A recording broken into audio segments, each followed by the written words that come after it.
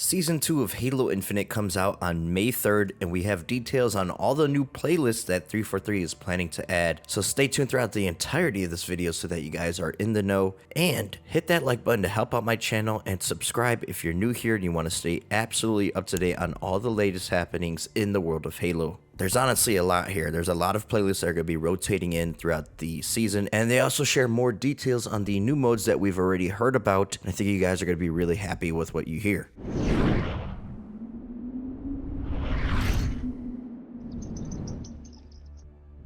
Let's start the video with the return of a classic playlist, and that's King of the Hill. But just like any other playlist that they've brung back in Halo Infinite, they've made a couple of changes, and there's King of the Hill with a twist now. There will be a neutral hill that spawns on the map, and the two teams will battle it out to control the hill and earn points. All that's the same as what we're used to. But when a player enters the hill uncontested, it is captured and begins earning 1 point per second into something called a capture bar, or a control meter. When a team's capture bar is full, they will score 1 point on the scoreboard and a new hill spawns somewhere else on the map. Now, if you contest a hill, that will pause the control progress for that control meter. And hills will have a very quick capture time that can be paused by contesting. Hills will also quickly decay ownership back to neutral when they're unoccupied, and a hill will only move when a team has filled their control meter, effectively winning that hill. Now, in quick play, it's going to be different than ranked. So the first hill is always consistent. It is equidistant on both sides, but all hills thereafter are going to be randomized. Now in ranked, the entire hill sequence is consistent every match, so mode and map knowledge will be key for that. And much like Oddball, the match timer will only go down when the hill is unoccupied, which will lead to some very intense matches. And if you don't like these settings, good news, support for classic King of the Hill settings is available via custom games. And these settings will be available day one, and you can see them on your screen right now, what will be available in the custom game settings. And they'll be inserting King of the Hill into quick play and ranked arena, as well as featuring the mode in its own playlist for those that just want to try out King of the Hill only. Next, we can talk about land grab, which will have 3 neutral zones around the map. When a player captures a zone, it is locked and gives their team 1 point. When all zones are captured, there is an intermission before 3 new neutral zones will spawn on the map, and then the first team to score 11 points will win. And land grab was meant to capture the essence of old school Halo 2 and Halo 3 territories. And the difference between something like this and Strongholds that's already in Infinite is that once a player team captures that land grab zone, it'll disappear from the level, banking 1 point for the capturing team. And this will naturally whittle down each set of the 3 zones towards a final zone crescendo for each set. So once all 3 of those zones that appeared have been claimed, a new set of 3 zones will set to spawn in new positions on the map until one team reaches the 11 points required to win the match. You may ask, why did they choose 11 points for this mode? Well, they said because matches progress in sets of 3 points. 11 points to win ensures hotly contested land grab games, most commonly ending in a 3-zone set. However, there is some special settings here. So there's a special logic built into the game that leads for really cool end game scenarios. So if a team is 1 point from victory, 2 zones will spawn.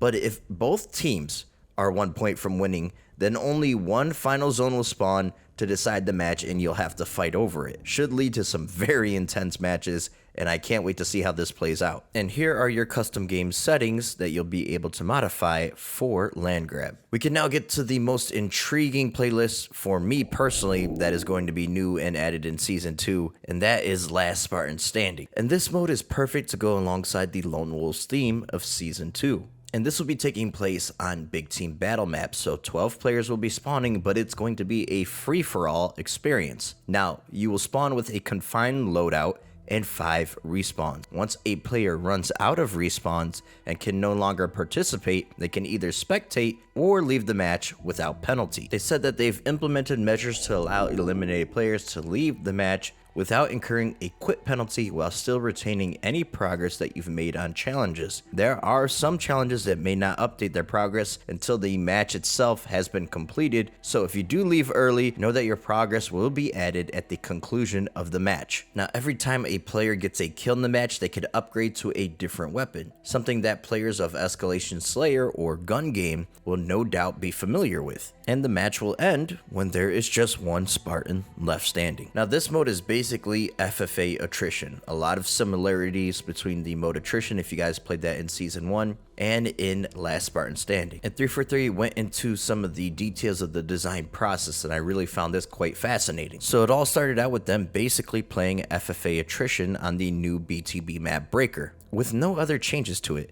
And they said that it became immediately apparent that the typical scavenging that Halo's gameplay is known for was not going to work. They said that FFA modes have a way of really straining combat outcome perceptions. Players will often describe FFA as being third-partied by one another, and would consistently dislike that scavenging more power from the level would amplify third-partying even more and increase the match's snowball effect so much that the player who was in the lead would run away with the match before others could catch up. And this was also coupled with the fact that players would struggle mightily to take combat risks and perceive the rewards for those combat outcomes as worthwhile, because everyone had a limited number of respawns in the attrition mode. So basically what happened during these playtests were people were hiding in corners of the map, banking up their respawns and power weapons, refusing to take risks, and it was boring. It wasn't going to work. But there was still something there that was fun, they said. So attrition's danger zone, encroaching on a big level, pushing players to improvise,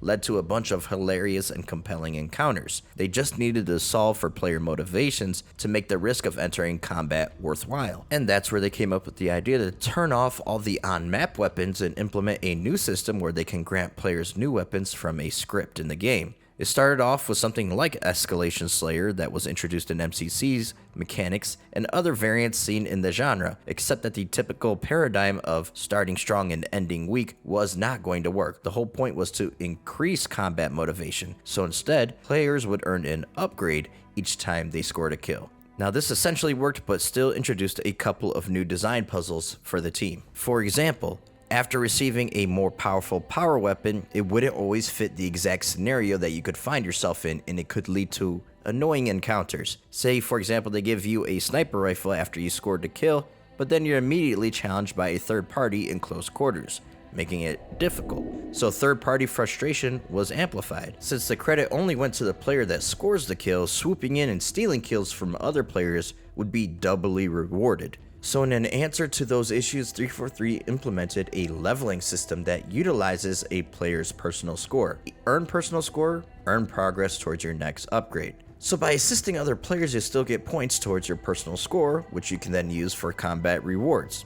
But this still left a couple more issues. So 343 introduced a level up prompt when a player reaches a new level threshold. So now you can choose when you want your new loadout rather than having it happen automatically in-game. They also modified attrition's AI bubbles to dispense bonus XP when a player gets eliminated. They'll drop their AI bubble in the world in the Last Spartan Standing mode, and enemy players can interact with these and collect 300 personal score, or 3 times what a kill is worth in that mode. But there still is that classic Halo scavenging on the map, so random equipment and power equipment will come in via ordnance pods. Items can be found in some of the interior locations on the map. On-map, weapons and vehicles are going to be disabled though, and grenades are randomized each time that you spawn. And a quick note on the 2 new maps coming with Season 2. So Breaker is a really fun CTF map, so you expect that mode on that map, and Catalyst will immediately be available in Quick Play Arena with all modes except for Strongholds, and it will also be implemented into Ranked with CTF and Slayer. We also have some great news as far as a bunch of new playlists that are going to be added to Season 2.